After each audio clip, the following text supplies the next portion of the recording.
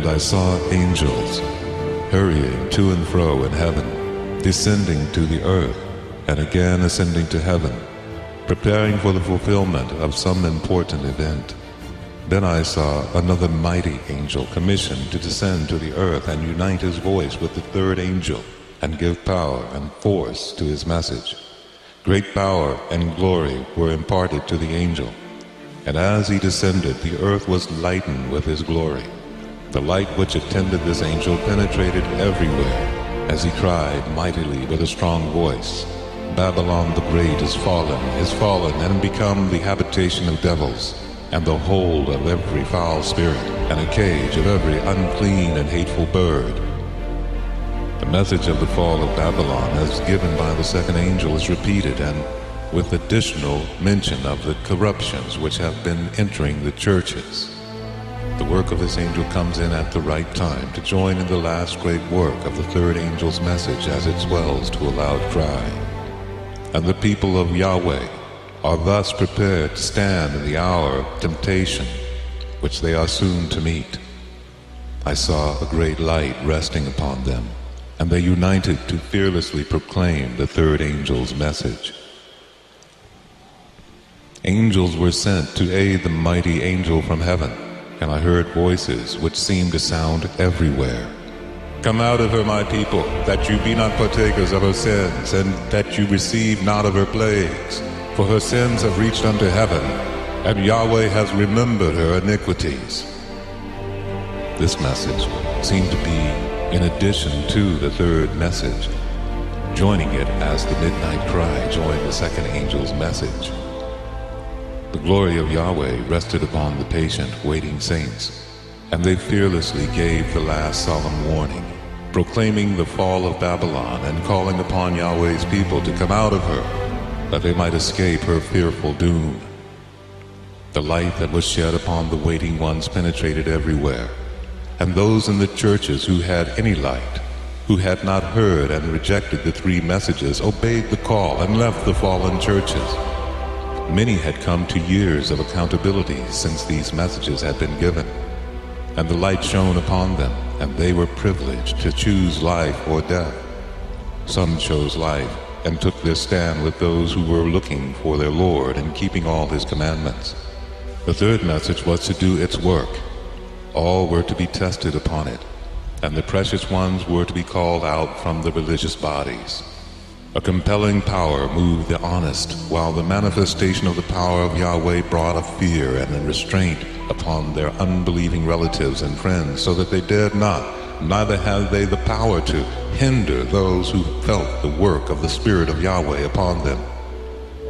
The last call was carried even to the poor slaves, and the pious among them poured forth their songs of rapturous joy at the prospect of their happy deliverance.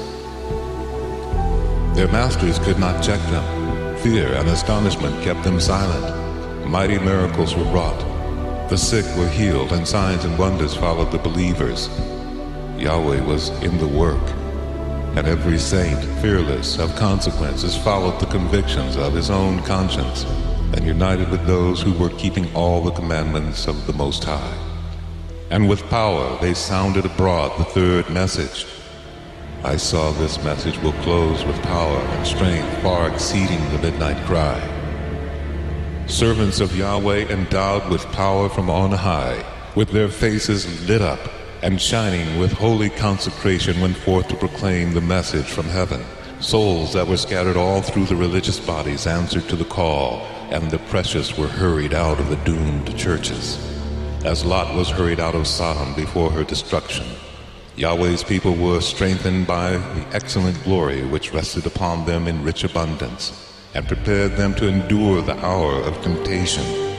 I heard everywhere a multitude of voices saying, Here is the patience of the saints, here are they that keep the commandments of Yahweh, and the faith of Yeshua. I was pointed down to the time when the third angel's message was closing. The power of Yahweh rested upon his people. They had accomplished their work and were prepared for the trying hour before them. They had received the latter rain or refreshing from the presence of Yahweh, and the living testimony had been revived. The last great warning had sounded everywhere, and it had stirred up and enraged the inhabitants of the earth who would not receive the message. I saw angels hurrying to and fro in heaven. An angel with a writer's inkhorn by his side returned from the earth and reported to Yeshua that his work was done, and the saints were numbered and sealed. Then I saw Yeshua, who had been ministering before the ark containing the commandments, throw down the censer. He raised his hands, and with a loud voice said, "It is done." And all the angelic host laid off their crowns as Yeshua made the solemn declaration, "He that is unjust, let him be unjust still. And he which is filthy, let him be filthy still. And he that is righteous, let him be righteous still. And he that is holy, let him be holy still."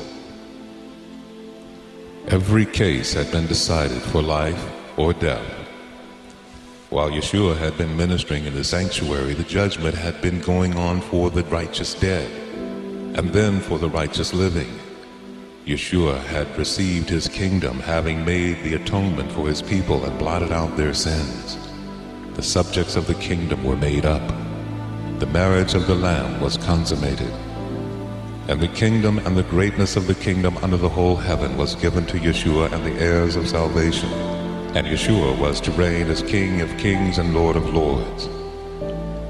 As Yeshua moved out of the most holy place, I heard the tinkling of bells upon his garment. As he left, a cloud of darkness covered the inhabitants of the earth. There was then no mediator between guilty man and an offended God. While Yeshua had been standing between Yahweh and guilty man, a restraint was upon the people. But when he had stepped out from between man and the Father, the restraint was removed and Satan had entire control of the finally impenitent.